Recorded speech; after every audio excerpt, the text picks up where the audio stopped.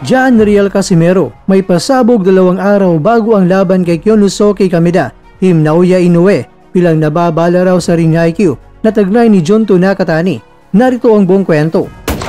Habang papalapit ang laban sa October 25 sa bansang Kyrgyzstan, mas lalong tumitindi ang kumpiyansa ni John Riel Casimero matapos siya mapanood at masuri ang mga laban ng kanyang makakalaban na si Kyonosuke Kameda sa isang panayam sa programang Abema Boxing.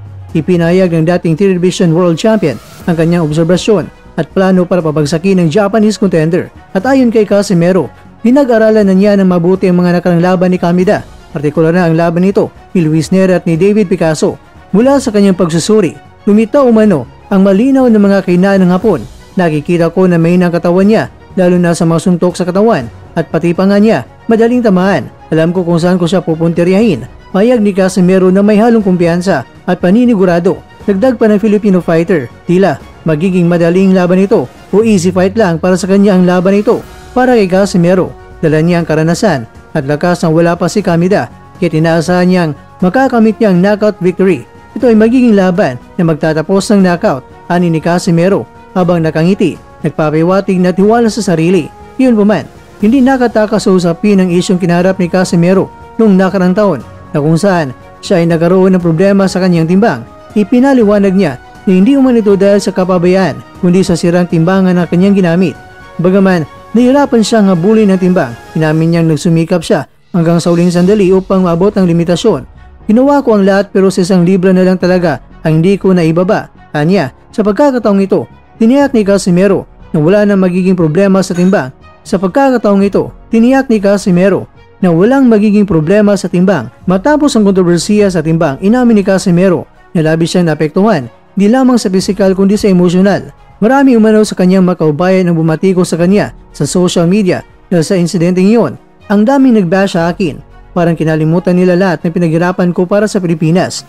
Pero ngayon, ipapakita ko ulit kung sino si Casimero. At ayon kay Casimero mga kakwento, ang kanyang galit at pagkadismaya sa mga bumatiko sa kanya ang nagsilbing inspirasyon na maganda ng mas mabuti para sa laban kontra kay Kameda. Sa kanyang pananaw, ito na ang tamang pagkakataon upang patunayan na hindi pa siya tapos bilang elite fighter. Pinanood ko si Kameda at doon ko lalong nakitang kaya ko siya. Madali ko siyang mababasa, dagdag pa ng Pinoy boxer. Sa kanyang obserbasyon, malinaw umano na mahina ang depensa ni Kameda sa mga body shots at madaling bumigay kapag tinamaan sa panga. Ang ganitong uri ng kahinaan, ayon kay Casimero, ay sapat para tapusin niya ang laban bago pa umabot sa desisyon. Anya na puno ng tiwala. Samantala, ang mga tagahanga ni Casimero ay muling nagpakita ng suporta.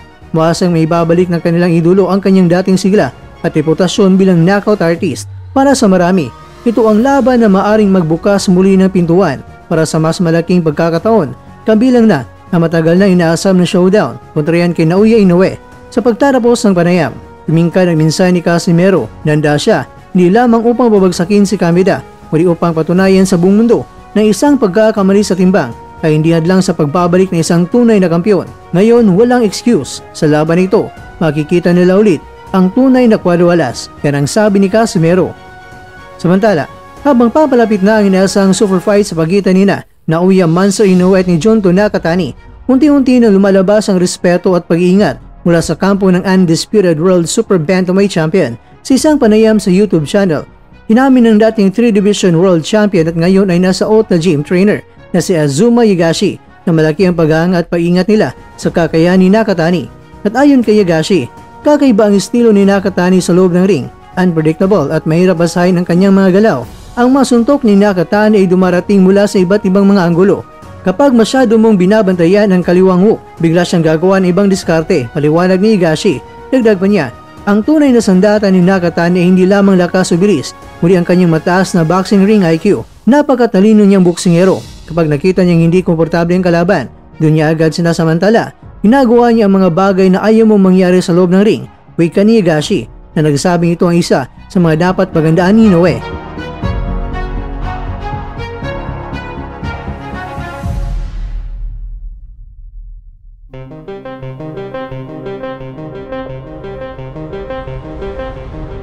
Mga kakwento, ang laban ni Inoue at Nakatani ay planong ganapin sa Mayo sa Tokyo Dome sa Japan, isang laban na siguradong magdudulot ng pandaigdigang atensyon. At ayon kay Higashi, pag-aaralan nila ang maging taktika laban kay Nakatani pagkatapos ng laban ni Inoue sa Disyembre kontra yan kay Picasso.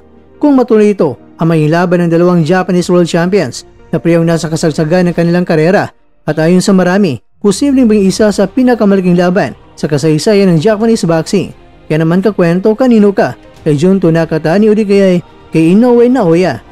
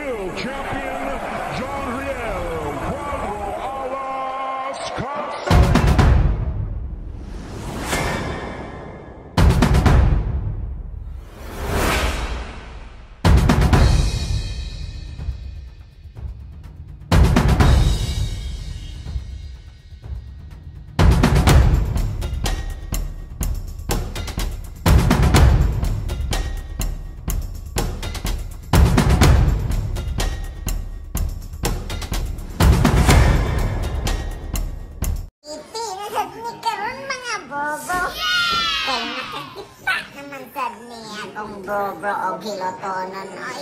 Jas! Walay malooy. Unya karon ako na day na gitaoran og lab kay haron dili makakamera. Hugot ginanako og taon ng iyang lab kay haron mabati ninyo ang piti-piti ba.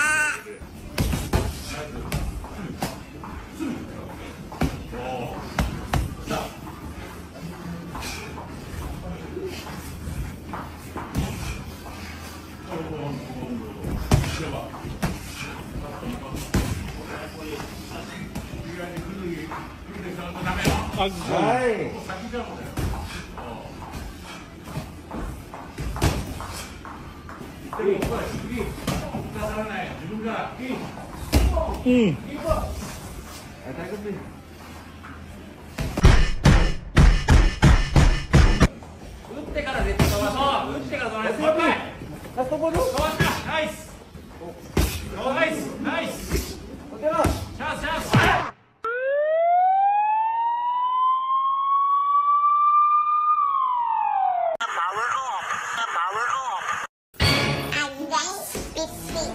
At dyan, nagtatapos ang ating kwento.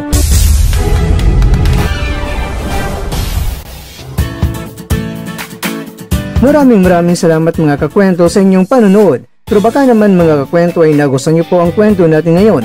Baka pwede niyo po akong mabigyan dyan ng like, subscribe at pa-click na rin sa bell button.